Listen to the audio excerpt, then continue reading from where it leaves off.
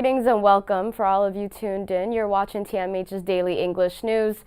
Our headlines for today: Tigrayans who have been displaced from Afar region are desperate for medication and humanitarian aid.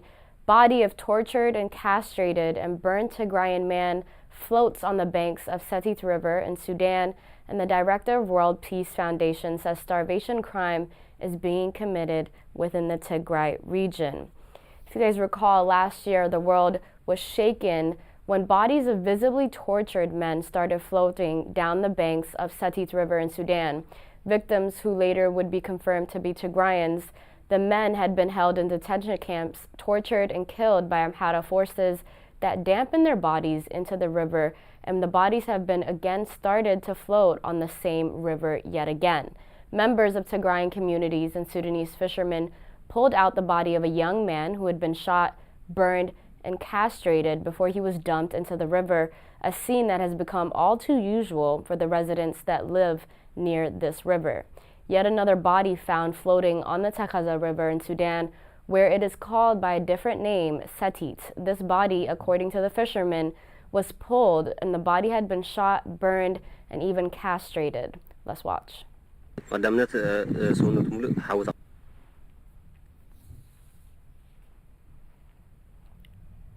But the residents of the banks on the Setit River in Sudan would be the first to tell you that there's nothing particularly different about this unfortunate encounter over the past year. Sudanese fishermen and Tigrayan refugees here had found about 140 bodies of Tigrayans that have been detained, tortured, and killed by the Ethiopian and Eritrean forces in western Tigray, and their bodies dumped into the Tigray River.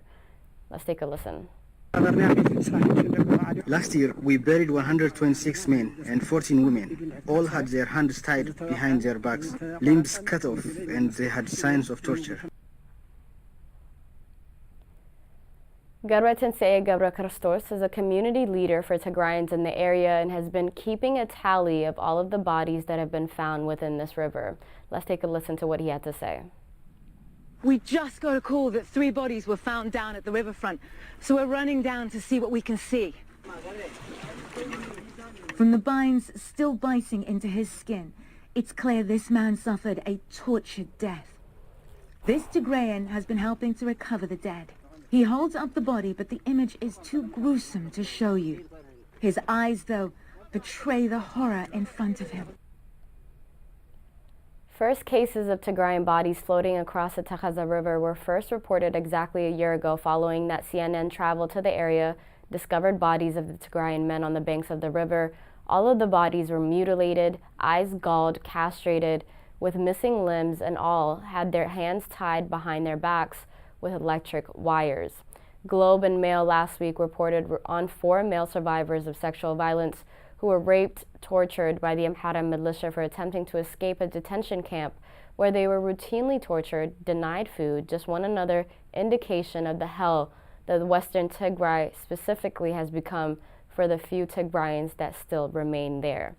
As we move on to our next update, Tigrayans displaced from Afar region are desperate for medication and humanitarian aid. Tigray TV was able to talk to one of the internally displaced persons, and Timnit Bayru will present her story. Asma Morof Yasin is one of the thousands of Tigrayans displaced from Abala Afar region in Ethiopia.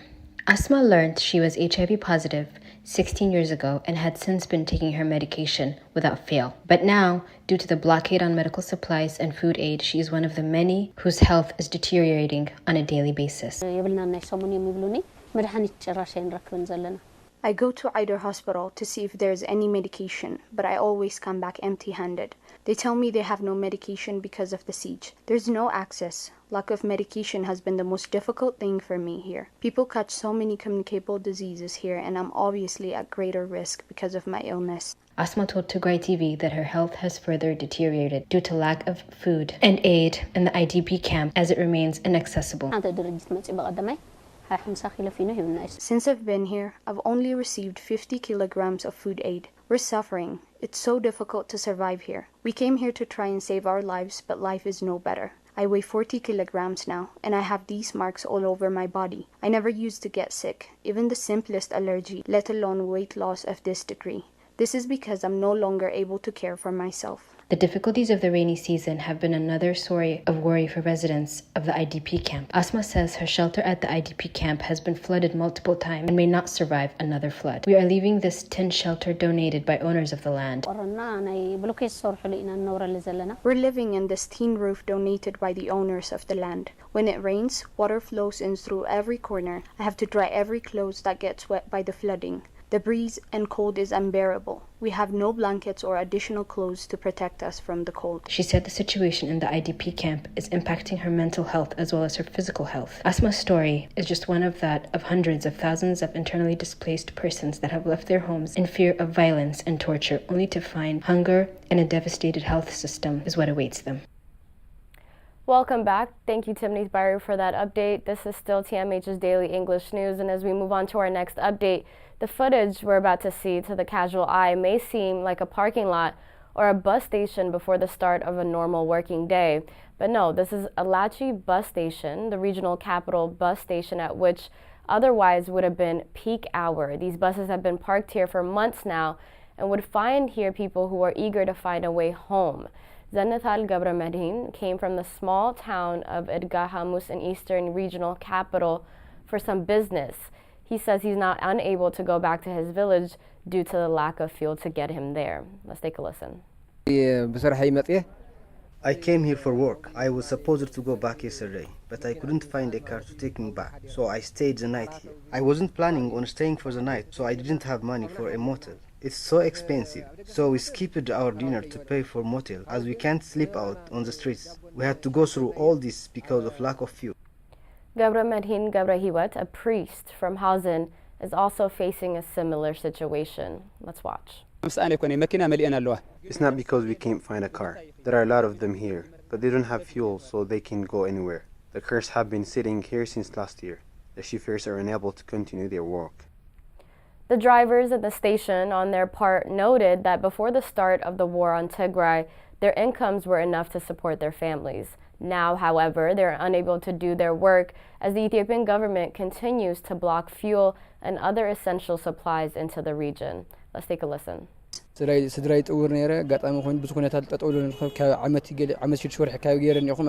to support my family using my income, but I have been out of work for almost a year and a half now. I can't take care of my family no more. We are watching people dying on the road because they don't have means of transportation to take them to a hospital.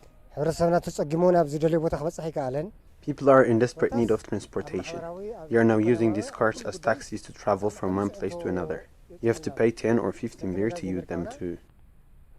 The Ethiopian federal government has not till this day lifted the 360-degree siege of blockade of aid that has been imposed on the 7 million people of Tigray, despite the calls from the international community. Where else on earth is the government denying 6 million people access to their money by bank closures for 20 months and counting, said WHO Chief Tedros Adhanom asked in a Twitter post. He also added that eroded the ability of people under the siege in Tigray to access health, food, and other basic services of life as well. As we move on to our final update for today, the director of World Peace Foundation says what is happening in Tigray is a quote-unquote a starvation crime. Alex DeWall, who's also a professor and a researcher at Fletcher School of Law and Diplomacy at Tufts University, made this remark in an interview with BCC's Channel 4. Systems. And now what we're seeing is the deliberate use of starvation as a weapon of war. Well, how do we respond? Well, the most immediate response is the humanitarian response. The next thing is a ceasefire. And then we need to expose what is happening. We need to really document this crime because it is a starvation crime.